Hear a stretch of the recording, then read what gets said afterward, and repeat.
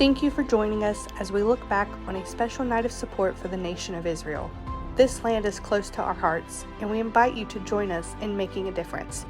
Whether you'd like to give securely online, by phone, or by mail, we've made it easy for you to get involved and contribute. As a token of our appreciation, we'd like to offer you an Israel bumper sticker and a special gift from the Holy Land with your donation of any amount. This is our way of saying thank you for partnering with us and helping make a positive impact. We invite you to stand with us in support of Israel. Your donation, no matter the amount, will help make a difference in the millions of lives affected. Together, we can help the land of God's chosen people, the Holy Land. I want to say a special thank you to Trinity Baptist Church, who have faithfully stood with us for decades in our love for Israel and for the people, and that you have faithfully served side by side and given and helped. And I appreciate Pastor Winston Parrish, my pastor, for his love and for his leadership and for the staff and the men here. And let's give all the staff and the church a big hand of love and appreciation.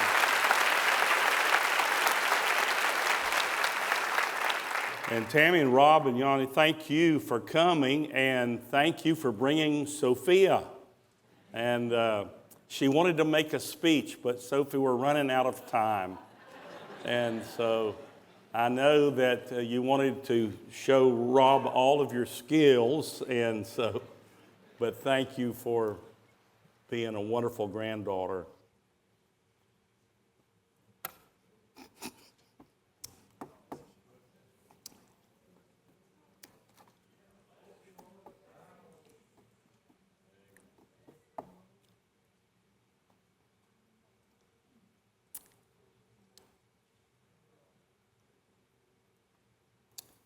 It's a crazy world.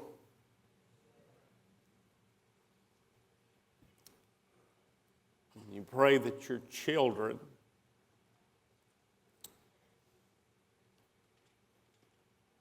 and your grandchildren do not have to repeat the terrors of the past. It's quite obvious we learn nothing from history. And as a parent and a grandparent, you pray, God, please, let this world be a little better for the people I love when I leave. And tonight, I feel a brokenness and a heartfelt pain because of my love for Israel. But I'm also broken for my children and my grandchildren that are in a chaotic, confused world filled with so much hate and venom. My first understanding of Israel and the suffering of its people came because during the Second World War, my father had been given the opportunity by the United States War Department that he could be a public relations officer during the war as well as a pastor. And because of that, he was given access to military films.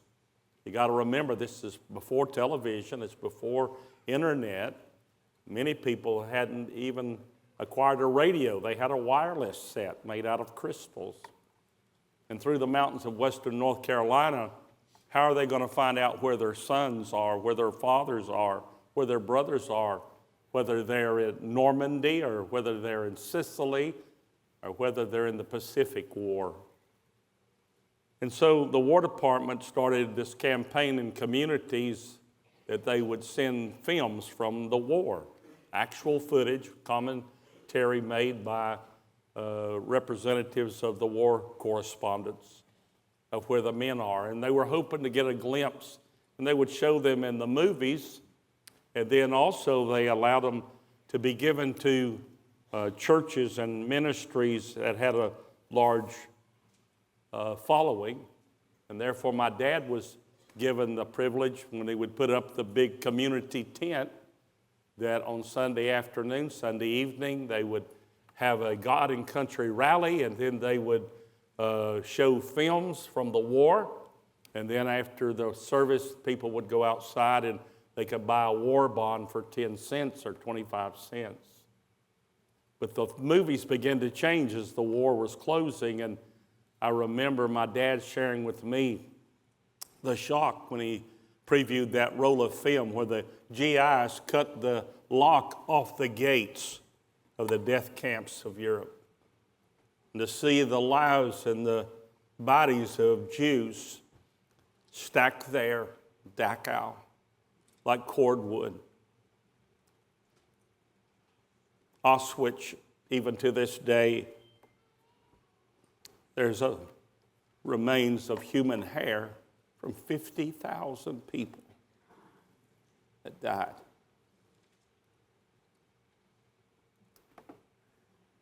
I'm now 12, 13 years old. My dad had a 16 millimeter projector. We're in the 50s and 60s now. And I would go in the basement of our home, and I would put that projector together, and I would get those old war films, and I would remember the ones that caused me to have a tear, to be broken. As a teenage boy, I couldn't understand how someone could be that cruel to another human being. And can I submit to you tonight that I feel that same feeling after October the 7th? The brutality, the senselessness. It's unreal. And so we're standing with Israel tonight, but we're also standing with the Word of God. The very foundation of both our faiths we find in the Holy Scriptures, in the Torah, the Bible, the book of Genesis, chapter 12. We get the birth of the Jewish people. We meet the sons of Abraham, Isaac, and Ishmael. And we see chapter 12, the words of Jehovah. Jehovah, He is the self-existing one, the Lord. And I will make of thee a great nation. This is God speaking. This is a promise. This is not man. This is not a political council. This is not a Knesset or a parliament. This is God Almighty. This is Elohim, the Mighty One. And He's saying, I'm going to take a small people group and I'm going to lift them out of all of the earth, and I will use them with my own hands to illustrate the love of God and the principles of grace and mercy. God could have picked Eskimos, He could have picked Cherokee Indians, but He picked Israel. And He said, I'm going to bless anyone that blesses my people, and I will curse them that curse thee.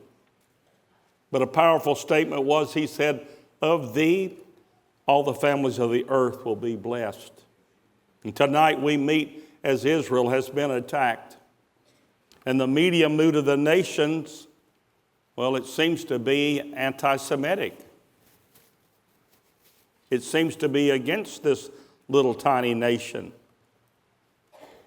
And were we not all shocked yesterday that the Secretary General of the United Nations tells the world that Hamas was justified in their attack on October the 7th? Justified in the murder of innocent civilians and the brutal beheading of babies and the torture and rape of families? The UN, the so-called world peacekeeper, they became the spark for this Middle East war. The Palestinian people have been subject to 56 years of suffocating occupation, was his statement.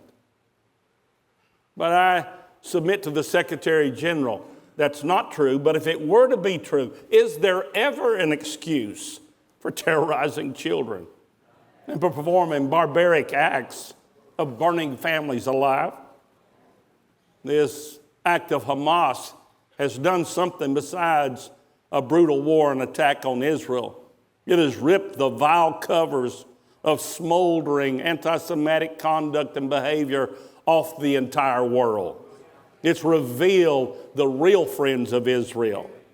It's not NATO, and it's not the UN, and it's not the European Union.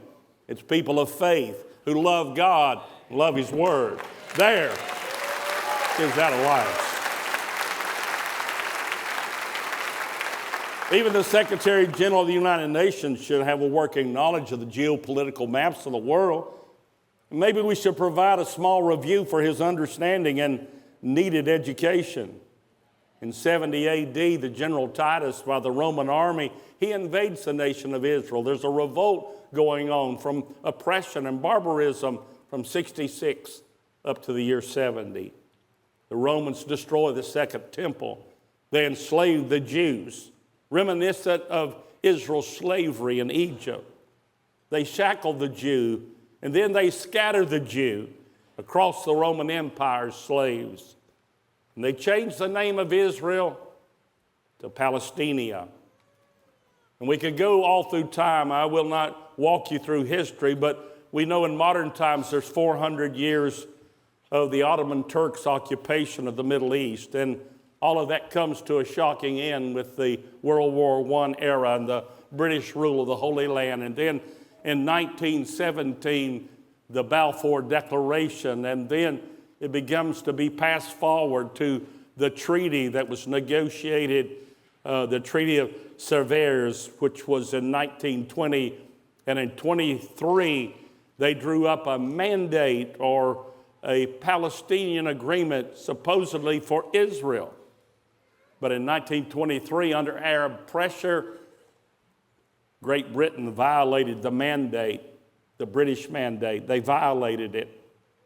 And they cut away 77% of the land of Israel. They cut it away. And they granted that land exclusively to the Hashemite kingdom, which is now modern-day Jordan.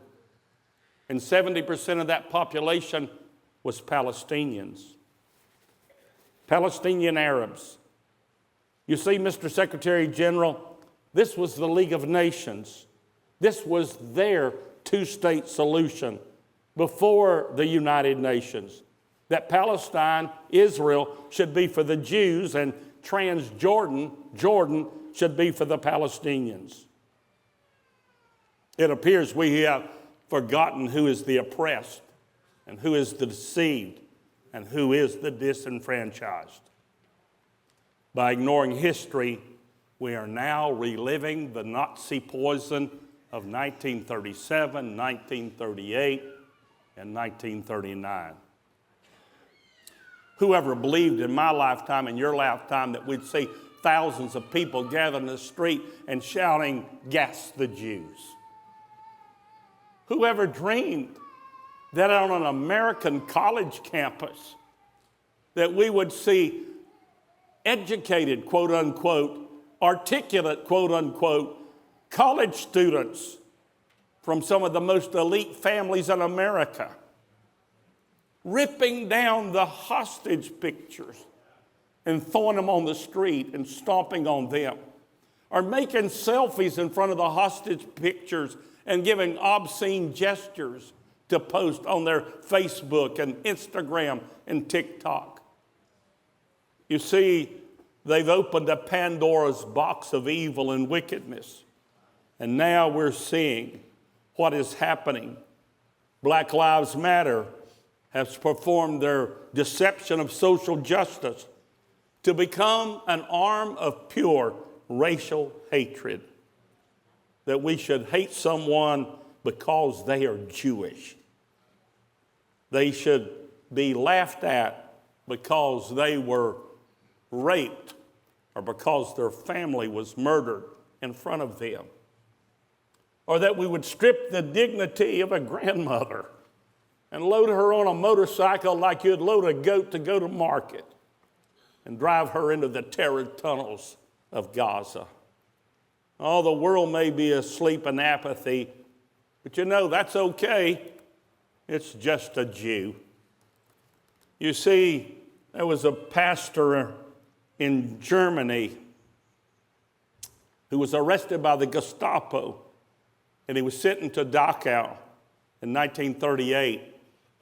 And he wrote, in Germany, the Nazis first came for the communists. And I didn't speak up because I wasn't a communist. And then they came for the Jews. I didn't speak up because I'm not a Jew. They came from the trade unionists, and I didn't speak up because I wasn't in a trade union. Then they came for the Catholics. I didn't speak up because I'm a Protestant. But when they came for me, by that time, there was no one left to speak up for me. You need to wake up tonight, America, Christian Bible believers in America. You need to realize that the Islamic jihadist has an agenda, and it does not stop with Israel or the Jew. There's declarations and proclamations of your demise and for you to be dispatched. We're too sophisticated and too busy living a life sealed with pleasure and good time to be inconvenienced by somebody being locked up in a tunnel or some families being brutalized. You see, why such hatred and why such toxic speech? Why would we cheer at another human being suffering?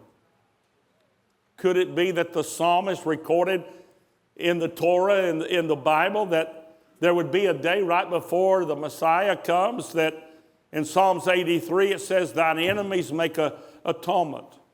They that hate thee. And then in Psalms 83 it says in verse 3, they've taken crafty counsel against thy people, the Jew. They said in Psalms 83:4, they have said, come and let us cut them off from being a nation. Do you not see that that prophecy of the psalmist is alive today, that you are alive to see this? This is not the time to be silent. Your silence is an approval for what's happening on the other side of the world.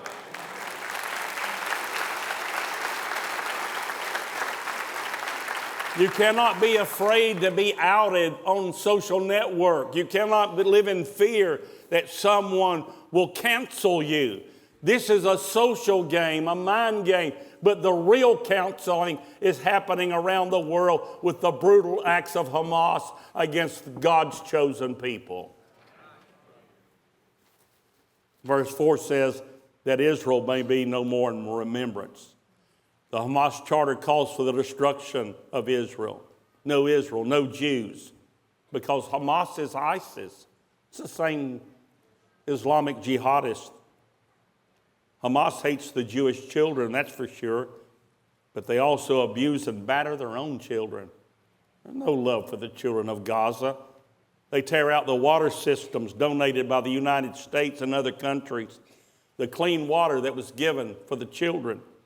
Hamas digs up the 6-inch water lines of Gaza to make rockets that fall on Jewish communities, Palestinian children, and even 19 Bedouins that were killed in that October 7th rocket attack. Hamas is pure evil. It's the essence of darkness. They took the concrete for roads and hospitals and schools for Palestinian children, and they constructed terror tunnels with that concrete. The Hamas commander has said planet Earth will come under a system where there is no injustice, no oppression, no Zionism. That means no Jews.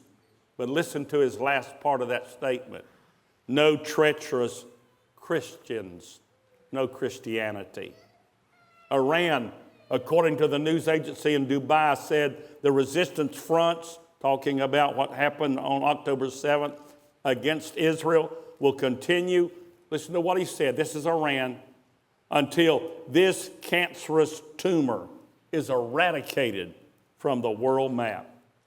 Wall Street Journal reported only this morning that the Hamas terrorists were trained in Israel. IDF forces report that those terrorists that were killed on October the 7th had a strange odor about their body. And later they discovered that it was a training system promoted by the Russian and their elite terror group, Wagner.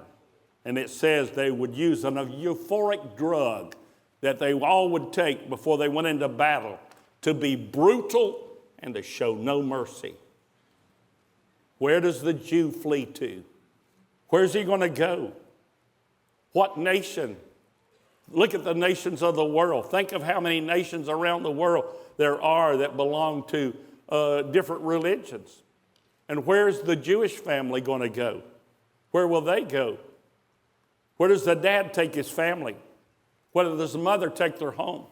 There's 67 Roman Catholic countries around the world, 49 Islamic, 49 Protestant, 14 Eastern Orthodox, 3 Hindu. But there's only one Jewish homeland, only one place.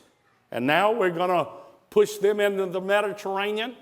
I think I heard them in New York chanting. I heard the chanting from the sea, from the river to the sea, that Palestine will be free. Well, the river's the Jordan River and the sea's the Mediterranean. So everything in between, that means there's going to be no Jews and no Israel. That's the alternative they have. The evil of this world has chased the Jews for thousands of years. Today, Pastor Winston, we declare with your words, they're home. This is home. We're unified in that proclamation. We're unified in that declaration. The violence of today described as you did that word study on Genesis 6:11, talking about violence filling the land of today. The earth was corrupt before God, and the earth was filled with violence. But if you read that verse in the Hebrew Bible, how does it read? It reads that the earth was filled with Hamas. The word in Hebrew for violence and brutality and corruption is in the Hebrew lexicon is the word Hamas, H-A-M-A-S. And that's what's in our world today. Jerusalem is the capital of Israel. Israel is the home of the Jewish people. And Hamas needs to hear us in solidarity with Israel to say tonight, never again. Never again. By the name of Jehovah, that the Jewish family will have a home.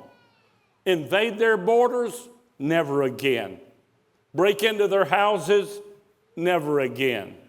Murder their fathers and rape their mothers, never again. 200,000 Jews are out of their homes tonight. They're displaced because of Hamas.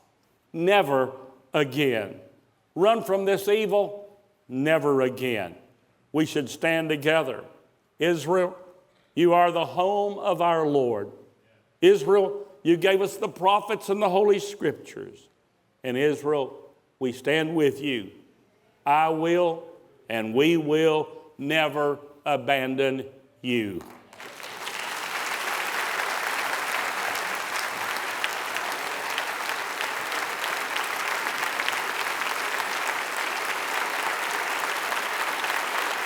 You are home, never again. Thank you for joining us as we look back on a special night of support for the nation of Israel. This land is close to our hearts, and we invite you to join us in making a difference. Whether you'd like to give securely online, by phone, or by mail, we've made it easy for you to get involved and contribute. As a token of our appreciation, we'd like to offer you an Israel bumper sticker and a special gift from the Holy Land with your donation of any amount. This is our way of saying thank you for partnering with us and helping make a positive impact. We invite you to stand with us in support of Israel. Your donation, no matter the amount, will help make a difference in the millions of lives affected. Together, we can help the land of God's chosen people, the Holy Land.